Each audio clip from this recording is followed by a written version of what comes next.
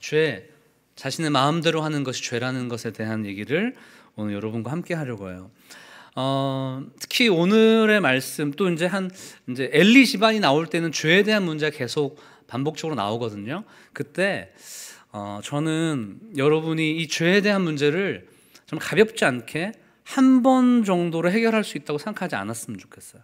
왜냐하면 우리의 삶 자체가, 우리의 근본 자체가 죄악으로 가득 찬 죄의 오염덩어리이기 때문에 사실은 이 엘리의 집안의 이야기를 통해서 반복적으로 죄의 심각성과 무서움을 들음을 통해서 우리의 삶을 계속적으로 반복적으로 다듬고 깨트리고 정리하는 시간이 필요합니다. 그래서 오늘은 첫 번째로 우리가 이 엘리의 두 아들들의 어떤 모습을 살펴보면서 죄가 무엇인가에 대해서 깊이 있게 살펴볼 텐데, 하나님께서 우리에게 좀 이렇게 만지시고 건드려 주셨으면 좋겠어요. 우리 안에 있는 그 죄들을 나는 아니라고 생각하는 게 아니라 내 안에 직접적으로 있다는 그것을 발견하고 오늘 정말 회개하는 시간이 있었으면 너무 좋겠어요. 엘리의 집안, 사실은 이 사무엘의 집안과는 굉장히 대조되어서 사용되어집니다. 사무엘의 집안은 사실은 하나님의 은혜 가운데 거하고 변화가 있고 하나님의 역사가 있는 집안이라면, 엘리의 집안은 엄밀히 말하면 무너지고 상실되고 없어지는 그런 집이에요. 그래서 사실은 엘리의 집안 이야기들은 그냥 사실 스킵하고 넘어가도 될 것처럼 느껴집니다. 하지만 성경은 저희에게 필요한 말씀들이 다 기록되어 있기 때문에 엘리 집안의 이야기를 통해서 우리가 알 수 있는 것은 무엇이냐 그러면 죄의 심각성. 어떻게 대제사장의 집안이 두 명의 아들이 제사장이었음에도 불구하고 이렇게 무너질 수 있는가?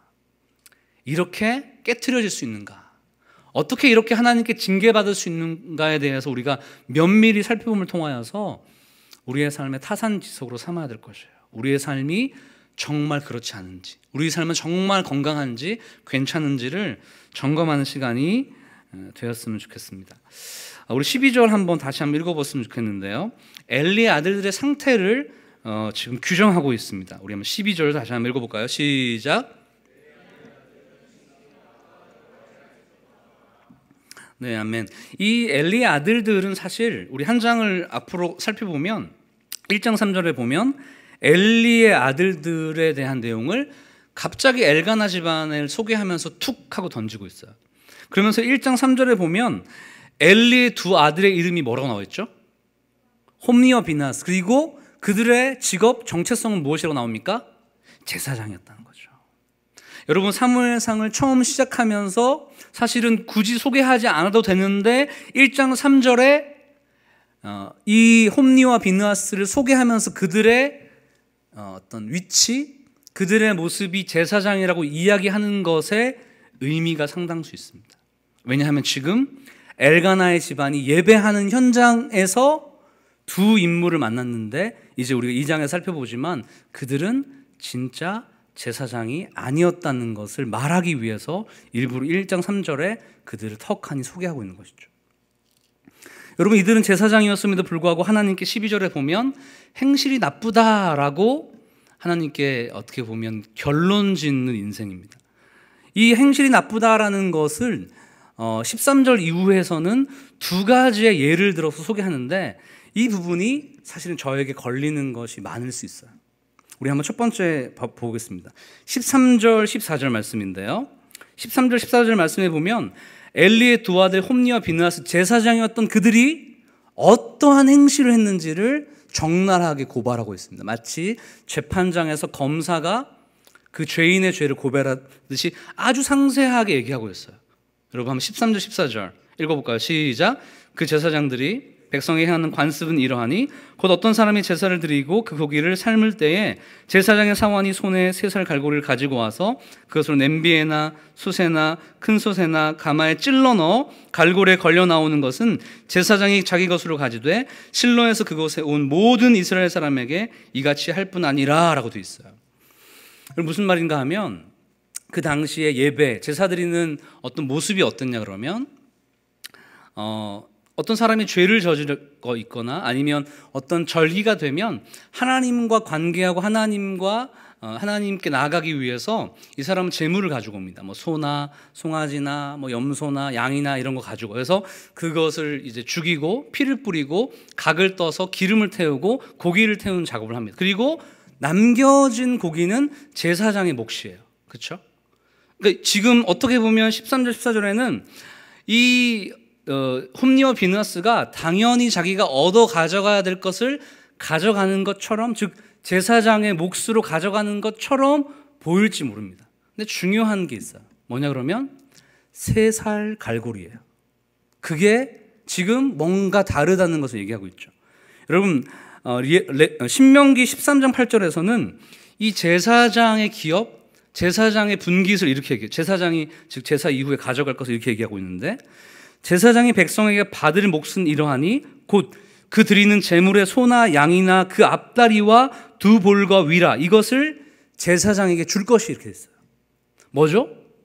제사장에게 줄 부위는 결정되어 있습니다. 규정되어 있어요. 그 외에 어떤 것도 가져가서는 안 됩니다. 그 모든 것은 하나님의 것이에요. 그런데 지금 3살 갈고리를 어떻게 합니까? 제사 드린 이후에 고기 삶는 데 가서 솥에다가 어떻게 합니까? 탁 집어넣어서 가져오는 것이죠. 여러분 생각해 보세요.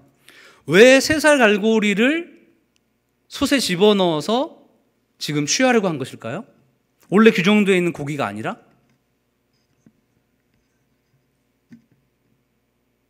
왜 그럴까요, 여러분? 더 많이 가져가기 위해서죠.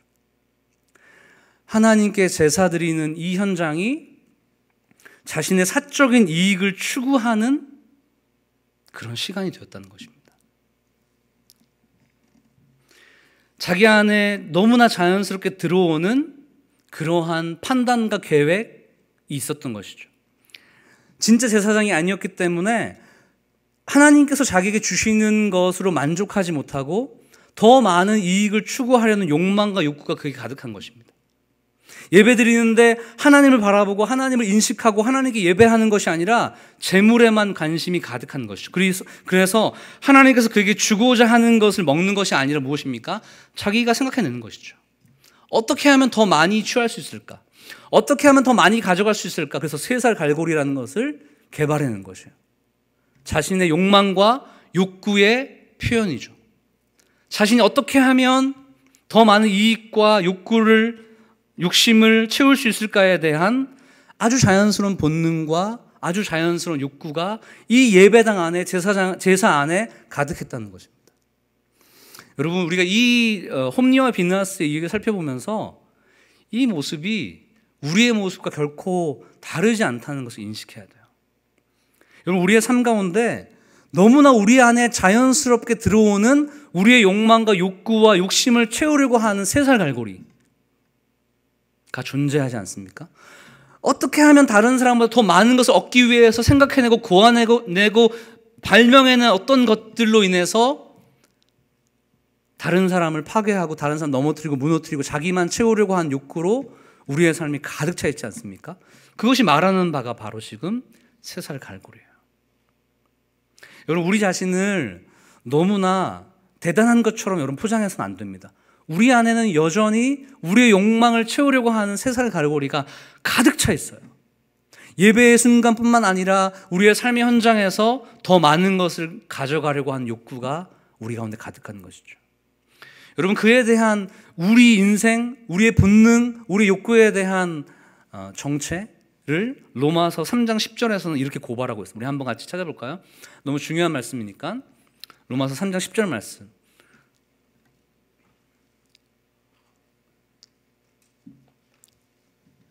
네, 여러분 성경책 꼭 가져오셔야 돼요. 네, 성경책 가져오시고, 네.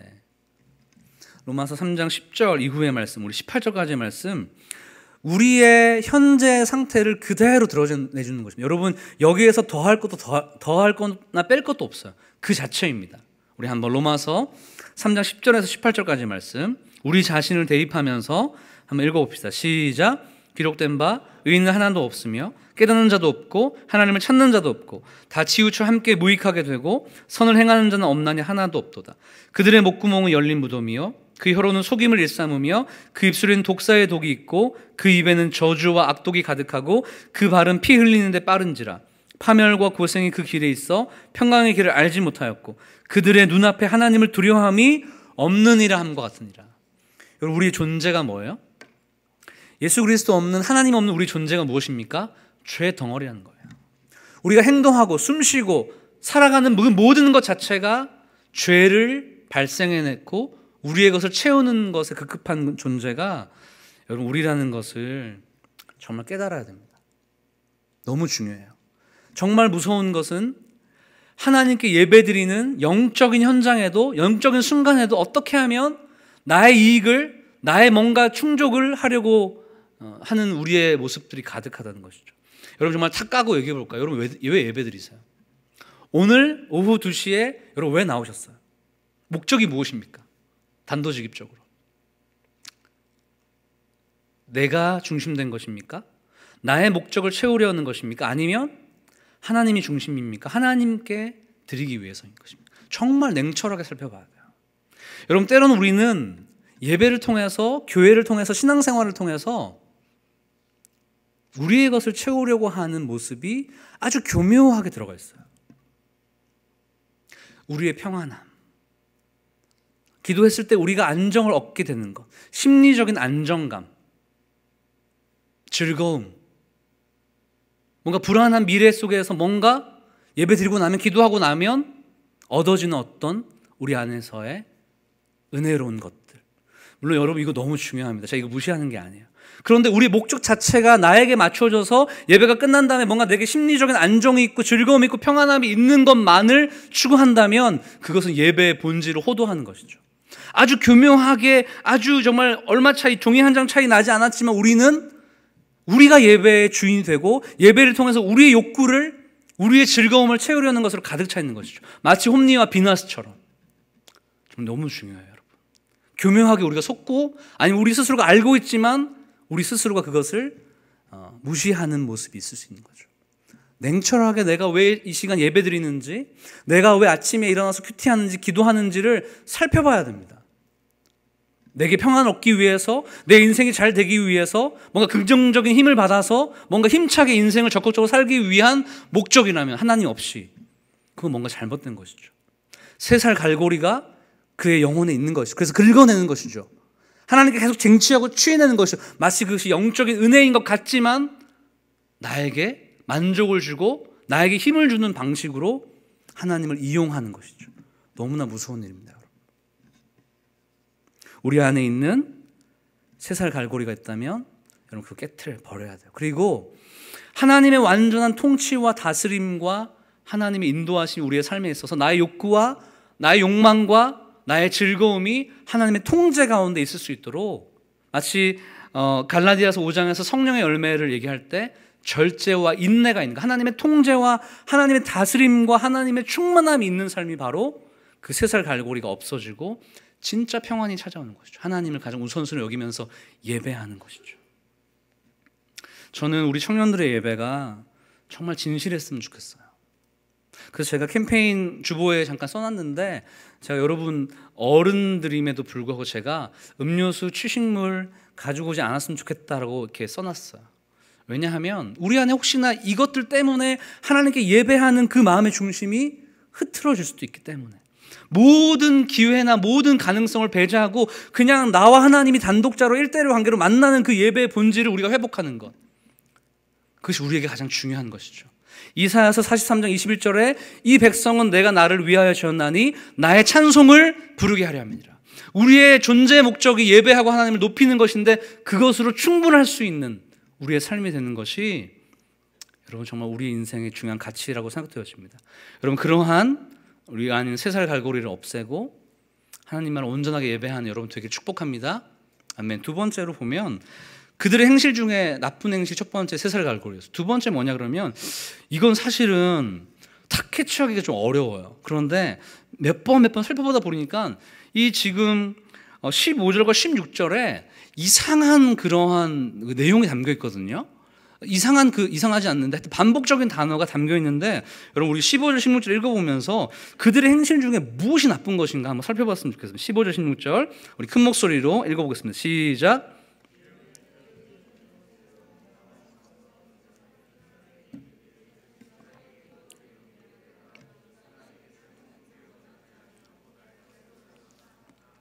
그 사람이 이르기를 반드시 먼저 기름을 태운 후에 내 마음에 원하는 대로 가지라. 그리하면 그가 말하기를 아니라 지금 내게 내라. 그렇지 아니하면 내가 억지로 빼앗으리라 하느니. 여러분 이상한 거 좀 발견했어요? 반복적인 단어를 발견했어요? 뭐죠? 누가 얘기한 것 같은데? 기름, 비계예요. 이게 왜 중요하냐고 여러분 보세요. 이들이 지금 제사하러 나왔는데 제사장 이 홈리와 비느하스의 종들이 와서 막 생고기를 막 달라고 하니까, 원래는 삶은 고기를 가져가게 됐거든요, 제사장들이. 그런데 이 생고기, 날고기를 가지려고 하는 거예요. 왜냐하면 시장에 내다 팔아서 현금화시키기 위해서, 그러니까 자기 부를 축적하기 위해서 지금 자기 종을 보낸 다음에 제사도 드리기 전에 날고기를 달라 그러는 거예요. 안 그러면 내가 빼앗아 갖겠다, 막 협박하지, 폭력배죠, 날강도죠. 지금 정말 나빴어요. 그런데 더 나쁜 게 뭐냐 그러면 폭력적인 방식이 아니라, 지금 봐요. 15절에 보면 기름을 태우기 전에 와서 생고기를 내라고 합니다. 그랬더니 16절에 이 사람이 뭐냐 그러면 그 사람이 이르기를 반드시 먼저 기름을 태운 후에 네 마음대로 그 다음에 해라, 이렇게 얘기해요. 너무나 심각하게 빼앗으려고 하니까 기름을 태운 후에 그럼 가져가라, 이렇게. 무슨 뜻인가 하면 이 기름을 태운다는 것은 하나님께 제사 드리는 첫 번째 단계를 얘기하는 거예요. 여러분 레위기에서 17장 6절에 보면 이렇게 되어 있습니다. 제사장은 그 피를 회막문 여호와 제단에 뿌리고 그 기름을 불살라 여호와께 향기로운 냄새가 되게 하라, 이렇게 했어요. 그 기름은 온전히 하나님의 것이에요. 그 기름을 다 태워서 하나님을 향기롭게 하고 영화롭게 하는 예배의 결정체이고 예배의 가장 중요한 순간인데, 지금 어떻게 됩니까? 그들이, 홈리와 비느하스와 그 수하들이 하나님께 예배드리는 가장 중요한 순간, 하나님께 온전히 드려야 될 그 기름을 빼앗아 가고 날고기를 빼앗아 가는 것이죠. 여러분 정말 무서운 일이죠. 자신의 욕망과 자신의 욕구만 충족하려는 것이 아니라 무슨 일입니까? 하나님의 예배를 방해하고 있는 것입니다. 하나님의 거룩한 예배를 자신의 욕구와 욕망 때문에 파괴하고 넘어뜨리고 깨트리는 것이 이 시대에 존재했다는 것이죠. 여러분 그런데 이것이 왜 우리에게 적용돼야 하냐 그러면, 우리에게도 때로는 예배 가운데 우리의 것을 추구하면서 우리가 뭔가 예배를 통해서 어떤 유익을 얻기 원하는 그런 방식으로 예배를 파괴하고 깨트리고, 특별히 지금 15, 16절에 말하는 것처럼 예배를 열심히 드리고 싶은 사람을 방해하는 방해자로, 좀 더 직접적으로 얘기하면 사탄의 하수인으로 우리가, 제사장이 전락할 수 있다는 무서운 경고를 하고 있는 것이에요. 여러분 저는 이 말씀을 보면서 굉장히 두려웠어요. 굉장히 두려웠어요. 왜냐하면 내가 물론 이러한 방식은 아니지만 예배를 섬기는 자로서 혹시나 내가 잘못된 마음가짐으로 설교를 준비하거나 예배를 인도해서 예배를 제대로 드리고자 하는 사람들의 기름을 빼앗는 것은 아닐까? 그 기름을 하나님께 못 드리게 하는 것은 아닐까? 내 날고기를 취하려고, 내가 뭔가 욕구를 얻으려고, 내가 이 뭔가 예배 시간에 설교를 잘해서 예배 인도를 잘해서 뭔가 감화 감동을 주어서 내 명예가 더 높아지는 방식으로 내 것을 취하려고 해서 우리 귀한 청년들의, 성도들의 예배를 방해하는 자가 아닌가라는 두려움이 내 안에 가득했던 것이죠. 찬양팀, 예배팀, 음향팀, 간사님들, 목자들, 우리가 하나님을 섬긴다는 방식으로 그 목적을 가지고 혹시나 우리가 예배를 우리의 목적을 달성한 사유화로 하고 있지 않은지, 영적 리더로 서 있는 자가 더 두려워해야 되는 것이죠. 여러분, 그리고 여러분 개인 스스로도 마찬가지죠. 진실한 마음으로 예배를 드리지 않는다면 우리가 이 공간에서 하나님께서 허락하신 이 청년교회 예배가 파괴되고 무너지고 깨트려지는 것이죠. 왜냐하면 여러분 한 명 한 명이 하나님께서 받고 싶은 예배의 영적인 퍼즐이거든요. 여러분 한 명 한 명의 예배를 온전하게 전심으로 진심으로 드림을 통하여서 하나님이 오늘 2월 4일 하나님께 받고 싶은 예배의 완성된 퍼즐이 이루어지는 것이 있는 것이죠. 근데 우리의 마음이 다른 곳에 다른 내가 만족하는 편안한 즐거운 방식으로 예배가 내 중심으로 가득하다면 어떻게 됩니까? 결국 우리가 우리 공동체 예배를 파괴하고 깨트리고 하나님께 마땅히 들어야 할 영광을 온전하게 드리지 못하게 하는 그러한 사단의 하수인일 수 있는 거죠. 그래서 어떤 그 해밀턴이라는 신학자가 이 죄에 대해서 이렇게 얘기했어요. 내가 먼저, 하나님은 다음에. 우리 한번 따라해 볼까요? 내가 먼저, 하나님은 다음에. 이것이 우리 예배 가운데 존재한다면 여러분, 우리 예배는 파괴됩니다. 영적인 질서가 무너지게 되는 것이죠. 여러분들이 예배 가운데 원칙을 지키고 여러분들이 예배 가운데 정말 전심으로 주님 앞에 나아가려고 애쓰는 순간 우리 예배는 하나님이 먼저, 난 다음에. 내가 혹시나 예배 가운데 은혜 받지 못한다 할지라도 내 삶의 문제가 해결되지 않는다 할지라도 하나님만 영광 받으시면 그것으로 우리 예배는 충분한 것이죠. 할렐루야. 그것은 충분한 거죠. 우리의 것을 취하지 않는 태도가 온전하게 하나님께 예배드릴 수 있는 하나님이 기뻐하시는 시간이 되어진다고 생각합니다. 우리 귀한 청년 여러분, 여러분에게 실질적으로 부탁드리고 싶어요. 이렇게 얘기하면 좀 마음이 섭섭한 사람이 있을 수도 있는데 여러분, 하지만 제가 사랑하는 마음으로 권고합니다. 예배 시간 전에 오시면 좋겠어요. 예배 시간 전에, 그렇죠? 예배 시간 전에 와서 우리 같이 기도했으면 좋겠어요.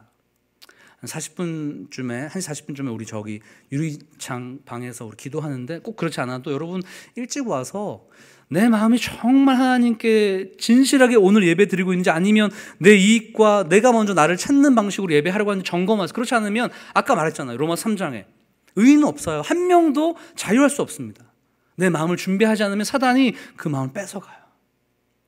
나를 파괴하거나 내 욕구를 충족하거나 다른 사람의 예배를 방해하는 방식으로 우리가 이 순간에 존재할 수 있다는 거죠. 무섭죠. 기도하고 하나님을 인식하고 예수 보혈의 능력으로 나아가야 되는 것이죠. 물리적인 시간이 필요해요. 여러분 조금 서둘러서 오세요. 기도해 주세요. 자신과 우리 함께하는 예배자들을 위해서, 찬양팀, 다른 팀원들을 위해서 여러분 기도해 주세요. 그래서 이 공간 안에 하나님을 향한 진실한 예배자들이 가득 찼으면 좋겠습니다. 그래서 하나님 원하시는 예배의 공동체의 영적인 퍼즐이 맞춰져서 우리 예수양남 청년교 예배 정말 내가 원하는 그 진실한 예배다고 주님께서 우리 예배를 받으셨으면 좋겠어요. 주님은 시편 51편에 하나님이 원하시는 예배를 이렇게 얘기했어요. 하나님께서 구하시는 제사는 상한 심령이라. 하나님이여 상하고 통회하는 마음을 주께서 멸시하지 아니하시리라. 주님께서 여러분 마음을 원하세요. 그 전부를 원하세요. 그거면 충분하죠. 여러분 그 마음이 전심이 여러분 주님께 잘 전달되기를 주님의 이름 축복합니다. 아멘. 우리 이제 마지막 부분으로 좀 넘어가서 이 엘리의 두 아들 홈니와 비느하스를 규정한 단어가 있는데 사실 한글 성경에서는 잘 나오지 않아요. 그래서 여러분에게 아마 이 말씀을 이 단어를 알려드리면 여러분들이 아마 많이 못 들으실 수 있을 것 같아요. 원어인데 너무 중요한 원어여서 여러분과 함께 나누고 싶은데 우리 12절에 엘리의 아들들은 행실이 나빠라고 했잖아요. 엘리의 두 아들들을 규정하는 단어인데 사실은 이건 충분하지 않아요. 도덕적인 행실이 나쁜 정도로 이 두 명을 평가하지 않습니다. 특정한 단어를 얘기하고 있는데 한번 이거 따라해 봅시다. 벨리알. 따라해 볼까요? 시작. 벨리알. 벤이란 뜻은 아들이란 뜻이 자녀란 뜻이에요. 엘리알이 중요한데 엘리알은 악, 무가치한, 쓸데없은 이런 걸 얘기하는. 두 개를 합하면 이 엘리의 두 아들의 정체가 뭐냐 그러면 벨리알의 자식인 거예요. 엘리의 자식이 아니라.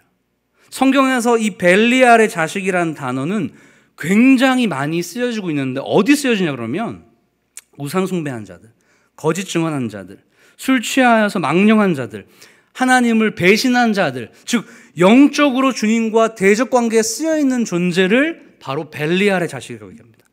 그럼 하나 말씀 찾아보겠습니다. 고린도후서 6장 15절 말씀. 신약 성경에 있는 말씀인데요. 네. 고린도후서 6장 15절 말씀.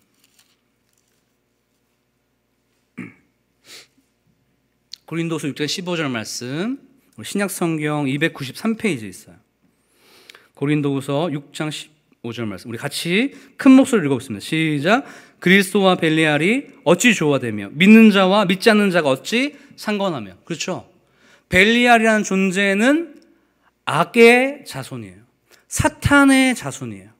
즉 홈니와 비느하스라는 엘리의 두 아들이 어떤 존재였냐 그러면 하나님과 대적하는 사단의 자식, 악마의 자식이라는 뜻으로 지금 결정되어 있던 거죠.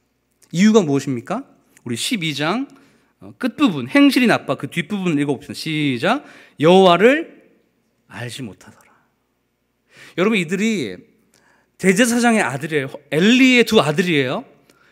대제사장은 뭐 지금으로 보자면 뭐 좀 표현이 그렇습니다. 우리 교단의 가장 높은 어른의 한국 교회의 모든 것들을 결정하는 우리나라의 영적 지도자 한 명의 두 아들인 거예요. 그러니까 굉장히 높은 위치. 그리고 이 사람들도 제사장, 목사님이었어요. 그런데 여호와를 알지 못했다는 거예요. 그래서 그들이 결국은 이러한 잘못된 예배의 행태를 자신의 욕망과 욕구를 채우는 방식으로 예배 드렸다는 거죠. 근데 여기 중요한 단어가 있어요. 이 단어도 여러분 기억했으면 좋겠는데, 여호와를 알지 못한다는 이 단어, 알다라는 단어는 야다라고 쓰여 있어요. 이 야다가 어디에 등장하냐 그러면 창세기 4장 1절과 17절 그 이후로도 계속 반복적으로 등장하는데, 놀랍게도 이 단어의 뜻은 뭐냐 하면 아담과 하와가 동침하니라는 단어예요. 무슨 뜻이죠? 부부 사이에 긴밀하게 서로만이 알 수 있는 긴밀한 암, 경험적인 암, 체험적인 알미, 바로 여호와를 아는 근본적인 지식이라는 것이죠.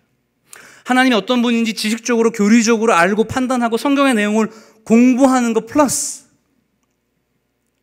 마치 부부가 가장 사랑하는 자가 서로가 인격적으로 사랑의 관계에서 너무 깊이 아무도 모르지만 우리 둘만 아는 그 깊은 암, 사귐, 지식이 바로 하나님과 우리 사이에 존재해야지만 우리가 하나님 앞에 바로 설 수 있다는 것을 얘기해 줄 수 있습니다. 여러분, 제가 사무엘상을 작년 12월 첫째 주에 처음 시작할 때 여러분에게 이런 얘기 드렸던 거 기억하세요? 왜 사무엘서인가? 왜 사무엘서를 우리가 지금 이 시간에 주 강해로 말씀드리려고 하는가? 사사시대, 이 사무엘에 있었던 사사시대와 지금이 별반 다르지 않기 때문이죠. 그리고 사사시대에는 사무엘이라는 인물을 통하여서 사사시대가 뒤집어지고 부흥되고 회복되었거든요. 그래서 우리도 그것을 타산지석 삼아서 우리도 이 시대를 변화시키는 주역이 되자고 말씀드렸어요. 근데 그 핵심, 이 시대 가운데 무너지고 깨트려지고 교회가, 청년들이 교회를 떠나고 무너진 시대에 하나님이 가장 중요하게 생각하는 영적인 부흥의 원리가 뭐냐 하면 여호와를 아는 것이죠. 할렐루야. 여호와를 아는 것이 이 시대의 영적인 변화의 부흥의 출발인 줄 믿습니다. 호세아서 6장 3절에 이렇게 얘기하고 있어요. 그러므로 우리가 여호와를 알자, 힘써 알자. 최선을 다해서 그분에 대한 지식적인 알을 충족하는 거죠. 그리고 거기서 끝나는 것이 아니라 주님과의 영적인 관계로 나아가는 것이죠. 여러분, 그것이 오늘 예배 현장에 일어나야 됩니다. 여러분, 큐티하면서 기도하면서 그 현장에서 주님을 실질적으로 체험하고 그분과 사귀고 대화하고 만나는 일들이 일어나야지 영적인 변화가 이 시대에 우리 가운데 일어날 수 있어요. 이게 없죠. 지금 이 시대에 많은 교육과 프로그램이 있는데 하나님을 경험한 자가 없죠. 하나님의 음성을 듣는 자가 없죠.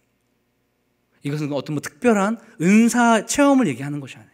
그분과 두런두런 대화하고 마치 부부가 사귀듯이 함께 있듯이 관계하듯이 깊은 사귐과 만남이 이 시대에 우리에게 적용하면 청년들에게 상실된 것이죠. 예배 드리지만 예배 현장에 하나님의 말씀을 경험한 자가 터무니없이 없는 것이죠. 기도하지만 성령의 능력을 경험한 자가 없는 것이죠. 사라진 것이죠. 그래서 하나님의 사람이 상실된 시대에 우리가 살고 있는 것이죠. 저는 여러분들이 여호와를 알고 힘써 아는 것에 몸부림쳤으면 좋겠어요. 오늘 말씀을 듣고 기도할 때, 집에 돌아가서 잠자리 들기 전에 기도할 때, 큐티할 때 그냥 스킵하고 넘어가고 정보의 충족이 아니라 내면 깊숙한 곳에 우리의 영혼에 하나님이 울리는 경험들이 일어났으면 좋겠습니다. 살아있는 영적인 우리의 삶이 되었으면 좋겠습니다. 할렐루야. 여러분, 그러한 영적인 변화와 하나님을 향한 믿음의 고백들이 우리의 삶에서 일어나기를 예수님의 이름으로 축복합니다. 아멘. 우리 함께 찬양하면서 우리 같이 기도하는 시간.